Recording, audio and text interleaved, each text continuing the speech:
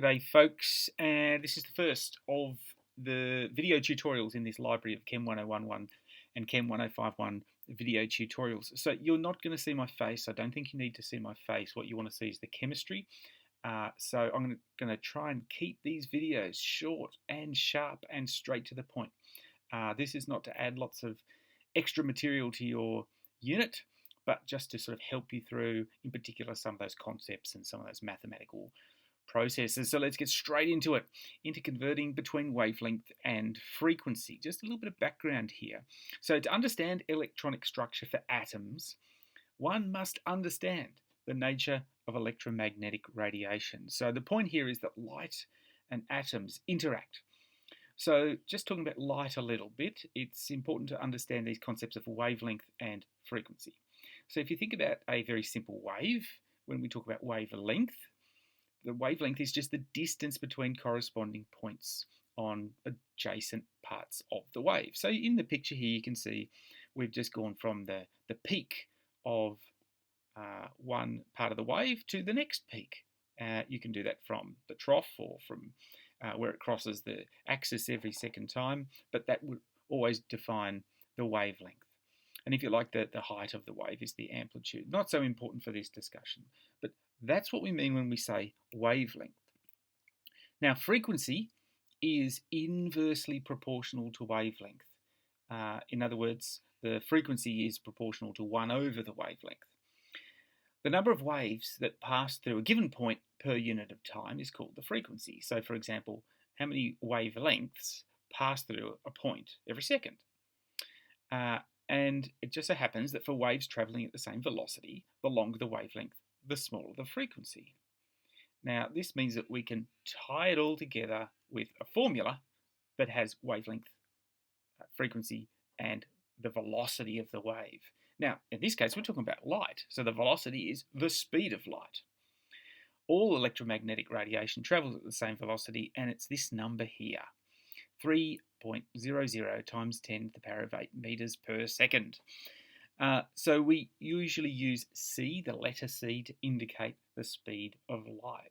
And so you can see now we have this mathematical relationship of the frequency. Now the symbol here looks like a bit like a V. This is not a V, it's the Greek symbol nu. And then the next symbol is also a Greek symbol called lambda. So nu times lambda equals C. And this is what's called the wave equation. Really useful equation, because C never changes. And therefore, if you know the frequency or the wavelength, you can use it to calculate the one that you don't have. And so we can use this value, C, the speed of light, to interchange, if you like, between frequency and wavelength.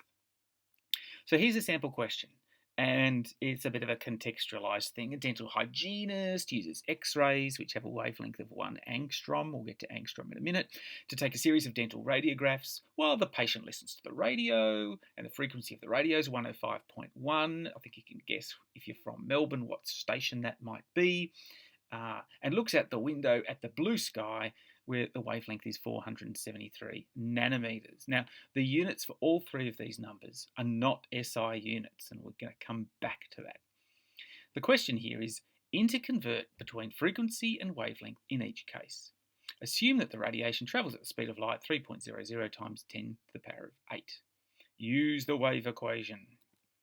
So this is the wave equation. Now, if we want to use it to interconvert between frequency and wavelength, to convert from wavelength to frequency, we can rearrange it like this. So frequency equals C divided by lambda.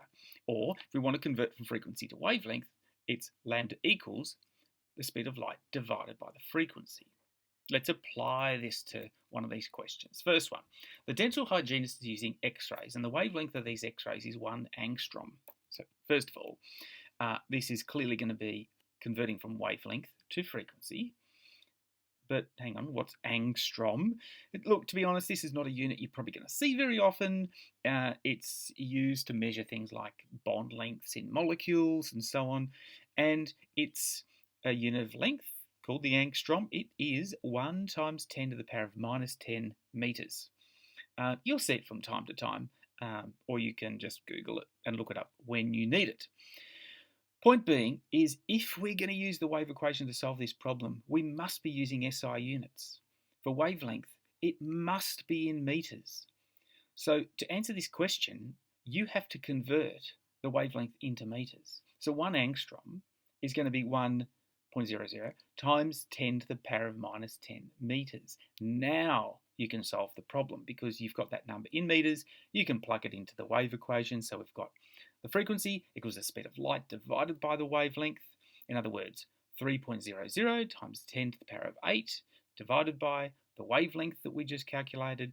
Plug that into your calculator and you will get this number here, 3.00 times 10 to the power of 18 seconds to the minus 1, or hertz. Frequency is a little bit, well, it's not strange, it's just got two ways of expressing the units. They're exactly the same unit. You can just say hertz or seconds, they're the same thing. Okay, let's do another problem. So this time it's going to be the radio station that the patient is listening to. It's Triple M. Old people like me listen to stations like Triple M, where they play 80s and 90s rock. Anyway, so patient's listening to Triple M. What's the wavelength of the electromagnetic radiation that is coming from the radio station tower and is being picked up by the radio?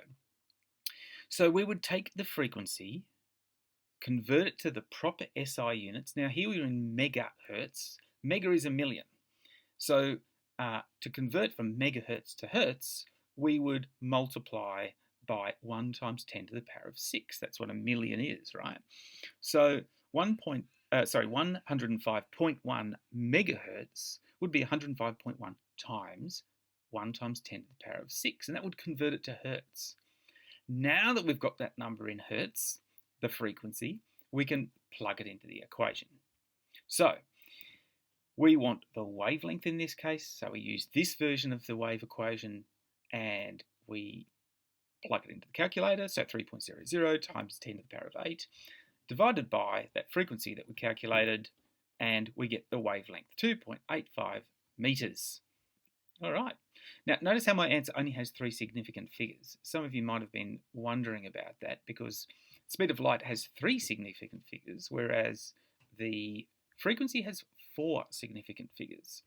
So in your answer, you must use the same number of sig figs for the numbers in your calculation, which was the lowest, if you like, so 3 sig figs. Final question. What have we got here? I'm just going to sort of ink this as if you had a pen and paper and you're working through these problems yourself. So finally, the blue sky has got a wavelength of 473 nanometers. So the wavelength is not in SI units. It's not in meters. It's in nanometers. What's nano? Nano is a billionth. So 1 times 10 to the minus 9 meters is 1 nanometer. So we need to do this conversion to bring that wavelength into meters. So it would be 473 times 1 times 10 to the minus 9, or if you like, divided by 10 to the minus 9. And you would be able to convert this wavelength to meters. Now that you've got it in meters, you can plug it into the equation. So in this case, it would be the frequency equals the speed of light divided by that wavelength. Yeah, you might write it out like this in contrast to the way I was doing it in the last 2 problems. So one number over the top of the other, and plug that into your calculator, and you should get a value that looks something like this.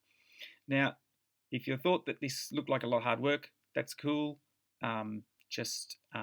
Practice makes perfect. So that's all I can say. All right, see you in the next video tutorial.